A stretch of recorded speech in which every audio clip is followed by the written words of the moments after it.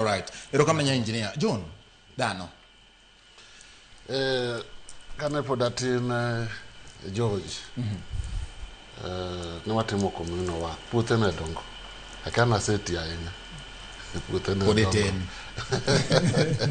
Puothe ne dongo to neno kwadhi komino wa kawuono wadhi puro kang'ame nwang' ka vijana ochiwo sa 11 ji dhi puro kano bet mano engineer sani dak itim mano nikech ang'o otimore puothe sani obedo divided iluongo ni severe land fragmentation gi divide puothe gi masani kidhi puoth ng'ano na lweny sani kidhi kata yo kaka kamo kaka Imbo widows manodong ji osetho mang'eny. They are selling those lands ka chala ng'ato dhi uso dhiang'. It is terrible. Koro inwang' ka jomonyiepo go subdivide land ma koro ka kuma nyalo tiye no onge. Koro dhano wadwan kik watim kata ki in go puodho to jirani nigi puodho kaka jotelo osewacho cha. Riwre ur mondo utim ang'o? Puodho ni karachiel unwang' cham mang'eny.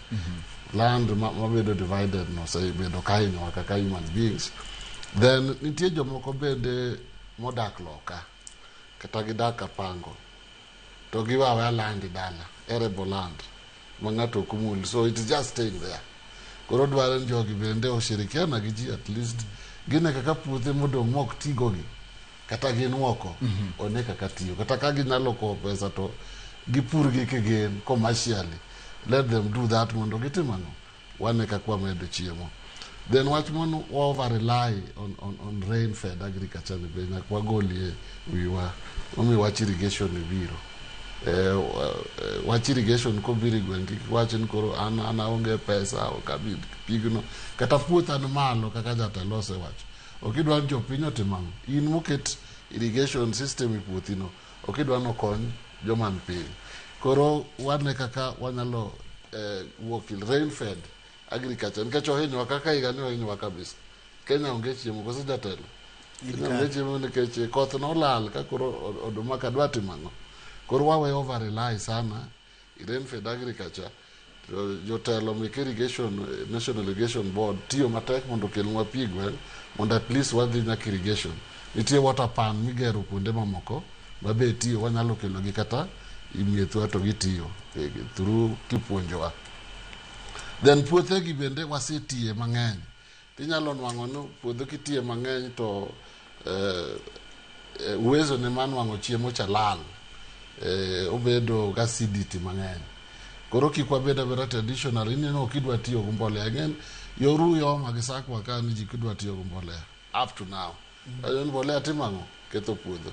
Warang puothe mosebedo degraded wadhi gi kaka piny dhi. Tiyo ga NPK piny golo no kama president no segolo subsidy no from 6,000 to 2,500 wadhi mano warang soil acidity marwa. Nitie technology sani kwa jotelo osewacho ni kata ko kipur to jomoko somo puro osomo wach technology ni ginyalo wacho ni soil ni olak gini tineno kaka itime. Koro mano bende oripo jopiny rang. Then national land use matters be nyaka sirkal rang the national land use matter plan. Kigibe jopiny kik beda sirkal kik beda ne jopiny manyaka bed ga idea mabiro rango plan kaka nyalo tiyo gi puothe. I think ni sirkal bende oripo gol jomoko dhi opuonji jopiny kaka ginyalo tiyo gi their land to nwang'o chiemo. Then these are sal areas ma onge chiemo gi be the National Irrigation Board orang kaka nyalo loso these are sal areas mondo otim irrigation mondo nwang' chiemo. Again kuonde ma pok opurgo they are very fertile nikech soil margi pok obedo disturbed. Onge ng'ama osepuro gi. Koro if you can produce water in those asal areas kata ko gitiyo gi mbolea you can get a lot of produce. All right. Then jomoko tie malis land kaka jotelo wacho kidhi Nyanza wakantie joman gi puothe mang'eny malis land.